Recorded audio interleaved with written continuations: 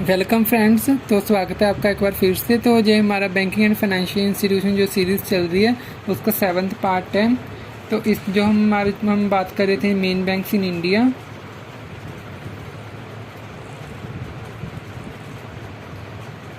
उसी में आज हम पढ़ने वाले हैं नाबार्ड के बारे में। ये हमारा सेकंड है। पहले हमने आरबीआई के बारे में जाना था, आज हम नाबार्ड के बारे में जानेंगे। सबसे पहले हम देखते हैं नाबार्ड का जो पूरा नाम है वो है national bank for agriculture and rural development. Hindi में इसका जो नाम है वो है राष्ट्रीय कृषि एवं ग्रामीण विकास बैंक। तो नाबार्ड का जो पूरा नाम है वो है national bank for agriculture rural development. तो इसकी एस्टेब्लिशमेंट थी, स्थापना हुई थी वो 12 जुलाई 1982 को हुई थी और इसकी सिफारिश की थी शिवरमन समिति ने।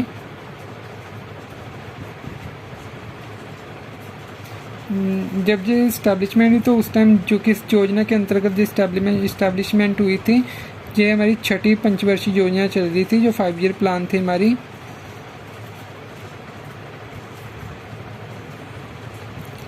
पंचवर्षीय योजना के अंतर्गत इसकी स्थापना हुई थी और हेड ऑफिस इसका जो है हेड ऑफ मुंबई में है। इसका जो मुख्य कार्य है, मेन फंक्शन इसका कृषि तथा ग्रामीण विकास हेतु ऋण उपलब्ध करवाना। इस्टेब्लिशमेंट नाबार्ड की 12 जुलाई 1982 को हुई थी। सिफारिश शिवरमन समिति द्वारा की गई थी। जब ये स्थापना छठी पंचवर्षीय योजना के अंतर्गत इसकी स्थापना की गई थी। हेड ऑफिस मुंबई में है। इसका मेन फंक्शन है वो कृषि तथा ग्रामीण विकास हेतु ऋण उपलब्ध करवाना। गलत हो गया। इसके बाद हमारा जो नेक्स्ट पॉइंट इम्पोर्टेंट आता है नाबार्ड के तहत, जब इस्टेब्लिशमेंट हुई थी नाबार्ड की, इसमें हम लिखते इस्टेब्लिशमेंट टाइम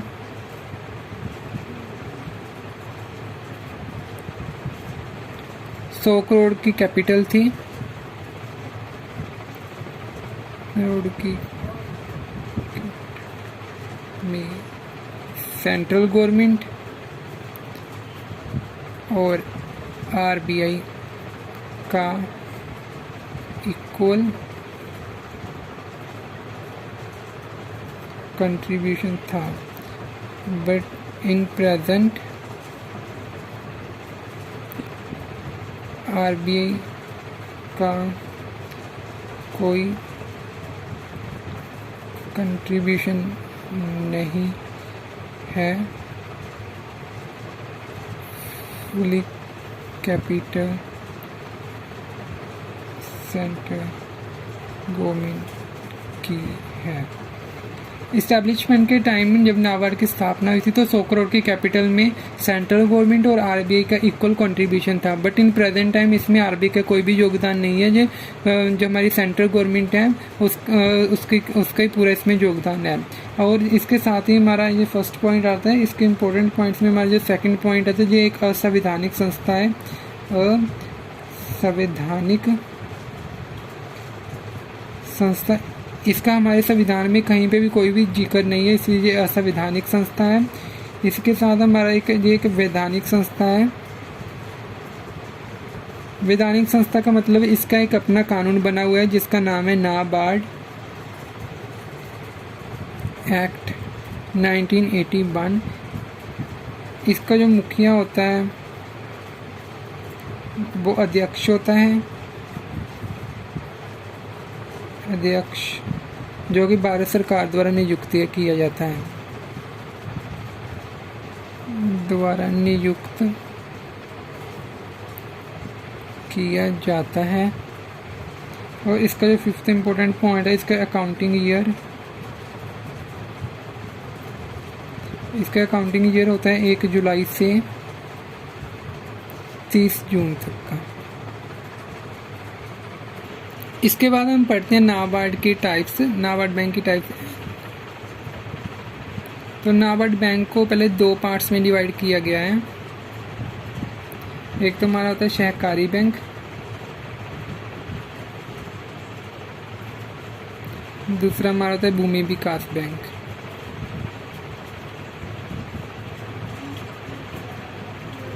सहकारी बैंक को हम बोलते हैं कोऑपरेटिव बैंक भी बोलते हैं।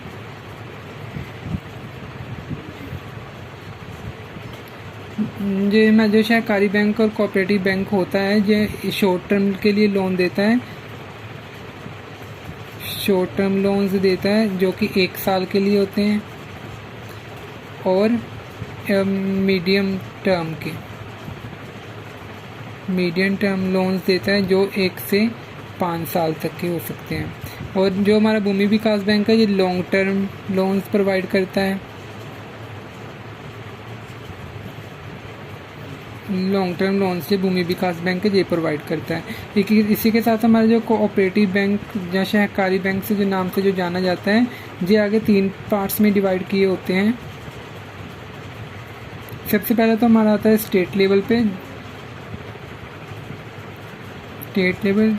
सेकंड हमारा आता है डिस्ट्रिक्ट लेवल पे। थर्ड में आता है रूरल एरियाज में। राज्य स्तर पर, जिला स्तर पर और ग्रामीण स्तर पर। जो राज्य स्तर स्टेट लेवल का होता है, हर राज्य में जो एक बैंक होता है, कोऑपरेटिव बैंक होता है। हर राज्य में कोऑपरेटिव, हर राज्य में स्टेट कोऑपरेटिव बैंक होता है, जो कि डिस्ट्रिक्ट लेवल, जो डिस्ट्रिक्ट लेवल और नाबार्ड में इंटरमीडिएट का काम करता है।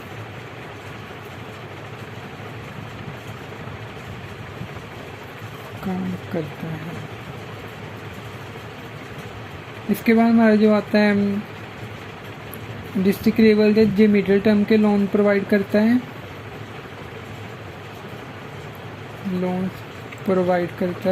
और इसे सेंट्रल कोऑपरेटिव के नाम से भी जाना जाता है। सेंट्रल कोऑपरेटिव बैंक के नाम से जाना जाता है। थर्ड हमारा आता है रूरल एरियाज में, जो शॉर्ट टर्म के लोन्स प्रोवाइड करता है। इसे प्राथमिक सहकारी बैंक भी बोला जाता है। इसके बाद जो हमारी ये थे लॉन्ग टर्म लोन्स प्रोवाइड करने वाली भूमि विकास बैंक, इनको 2 पार्ट्स में डिवाइड किया जाता है, स्टेट लेवल और डिस्ट्रिक्ट लेवल। जो स्टेट लेवल का बैंक होता है, ये डिस्ट्रिक्ट लेवल और नाबार्ड में इंटरमीडिएट की भूमिका निभाता है। इसके साथ जो हमारा डिस्ट्रिक्ट लेवल का होता है, जो लॉन्ग टर्म लोन्स प्रोवाइड करता है।